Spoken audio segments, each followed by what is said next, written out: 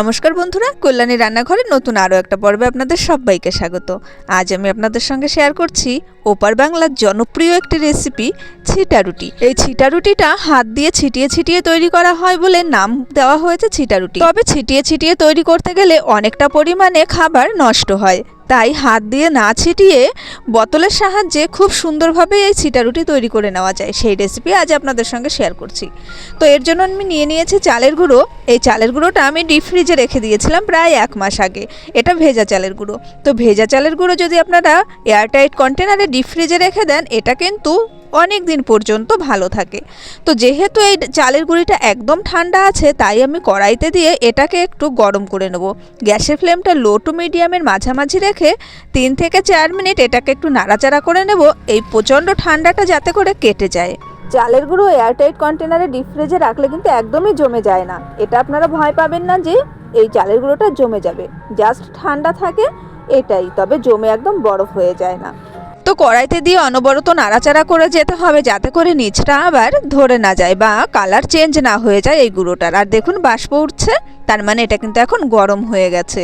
তো বাষ্পটা দেখে নিশ্চয়ই বুঝতে পারছেন যে এটা ভেজা চালের গুঁড়ো, একদমই কিন্তু শুকনো চালের গুঁড়ো নয়। তো এখন এই গুঁড়োটা গরম হয়ে গেছে, এবার এটাকে আমি নামিয়ে নেব। এদিকে একটু গরম জল বসিয়ে দিয়েছি, আর দেখুন নিচে ছোট ছোট বাবল উঠতে শুরু করেছে। ঠিক এই পর্যায়ে আমি এখন ইন্ডাকশানটা অফ করে দিয়েছি। তো আপনারা দেখে নিশ্চয়ই বুঝতে পারছেন জল কতটা গরম করেছি। তো এই গরম জলটা দিয়েই কিন্তু এই ব্যাটারটাকে তৈরি করে নিতে হবে, অর্থাৎ হাতে সহ্য করা যাবে ঠিক এরকম গরম জল। অল্প অল্প করে জল দিয়ে ব্যাটারটাকে বানিয়ে নিতে হবে। একবারে বেশি পরিমাণে জল দিয়ে দেওয়া যাবে না, এতে করে ব্যাটার কিন্তু খুব বেশি ভালো হয় না। তো অল্প অল্প করে জল দিয়ে দেখুন এরকম যখন হবে ঘনত্বের ব্যাটারটা, তখন হাত দিয়ে চটকে চটকে এটাকে একটু মাখিয়ে নিতে হবে 5 থেকে 6 মিনিট।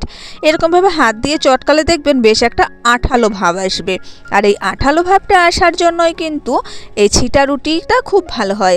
আর এই একই রকমভাবে ব্যাটার তৈরি করেও কিন্তু ফুলকো ফুলকো চিতই পিঠে রেডি করা যাবে। তো যাই হোক, চিতই পিঠের ব্যাটারটা ঠিক যেভাবে তৈরি করতে হবে, ছিটা রুটির ব্যাটারও কিন্তু একই রকমভাবে তৈরি করতে হয়।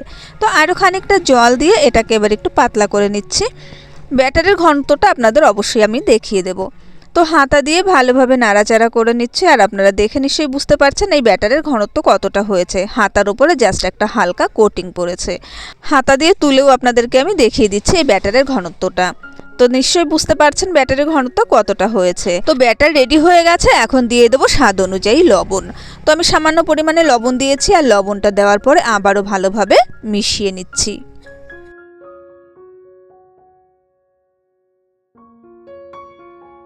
ব্যাটারটা সম্পূর্ণভাবে রেডি হয়ে গেলে ঢাকনা দিয়ে এটাকে রেস্টে রেখে দিতে হবে প্রায় 20 থেকে 30 মিনিট। আমি এখানে প্রায় 30 মিনিট মতো ব্যাটারটাকে রেস্টে রেখে দিয়েছিলাম। তো 30 মিনিট বাদে ফিরে এলাম, আর একটা গ্লাসের মধ্যে ব্যাটার ঢেলে নিয়েছি। এবার এটা আমি একটা বোতলে ঢেলে নেব।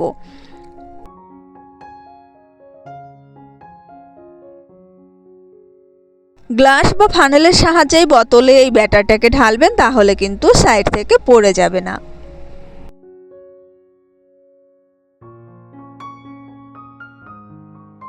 তো দেখুন সম্পূর্ণ ব্যাটারটা আমি বোতলের মধ্যে ঢেলে নিয়েছি, আর এদিকে দেখুন বোতলের ঢাকনাটা আমি ছিদ্র করে নিয়েছি, ছোট ছোট করে ছিদ্র করে নিয়েছি।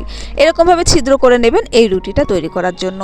তো ঢাকনাটা খুব ভালোভাবে লাগিয়ে দিয়েছি, আর এদিকে একটা ননস্টিকের তাওয়া বসিয়ে দিয়েছি ওভেনে। একদম ধোয়া ওঠা গরম হওয়া পর্যন্ত হাই ফ্লেমে এটাকে গরম করে নিয়েছি। তারপরে গ্যাসের ফ্লেম একদম লো করে দিয়ে এবারে ব্যাটারটাকে দিয়ে দিচ্ছি। কোনো রকম তেল বা ঘি ব্যবহার করার কোনো প্রয়োজন নেই, শুধুমাত্র তাওয়াটা খুব ভালোভাবে গরম করে নিতে হবে। এবার দেখুন সব জায়গা আমি ফিল করে দিয়েছি, আর এখন ঢাকনা দিয়ে রেখে দেবো 2 থেকে 2.5 মিনিট। গ্যাসের ফ্লেমটা রাখবো লো টু মিডিয়ামের মাঝামাঝি।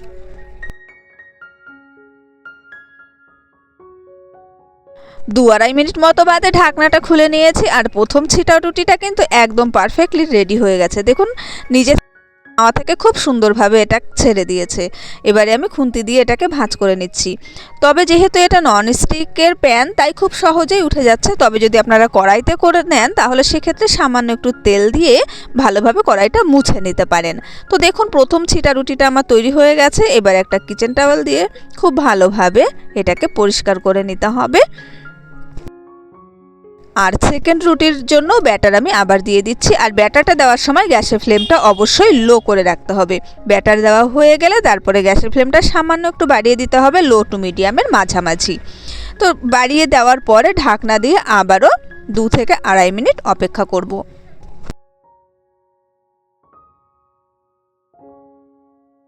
তো 2-2.5 মিনিট মতো বাদে দেখুন ঢাকনাটা আবার খুলে নিয়েছি, আর সেকেন্ড রুটিটাও একদম পারফেক্টভাবে রেডি হয়ে গেছে আর খুব সুন্দরভাবে কিন্তু ছেড়ে এসেছে। তো ভাঁজ করতে একটু হাতের সাহায্য ছাড়া অসুবিধা হচ্ছিল, তো এই কারণে আমি সামান্য একটু হাত দিয়ে প্রেসার দিয়ে এগুলোকে ফোল্ড করে নিয়েছি। তো ছিটা রুটি একদম রেডি হয়ে গেছে। এটা আমি নলেন গুড়ের সঙ্গে সার্ভ করেছি, তবে কিন্তু এই ছিটা রুটি মাংসর সঙ্গেও ভীষণ ভালো লাগে খেতে। তো আশা করছি আমার আজকের এই ছিটা রুটির রেসিপিটি আপনাদের ভালো লেগেছে। ভালো লাগলে চ্যানেলটা সাবস্ক্রাইব করার অনুরোধ রইল, পাশে থাকা বেল আইকন অবশ্যই ক্লিক করে রাখবেন, যাতে আমি নতুন নতুন রেসিপি শেয়ার করার সঙ্গে সঙ্গে নোটিফিকেশান পেয়ে যান। দেখা হবে পরের রেসিপির সঙ্গে, সেই পর্যন্ত ভালো থাকবেন। আজকের মতো টাটা।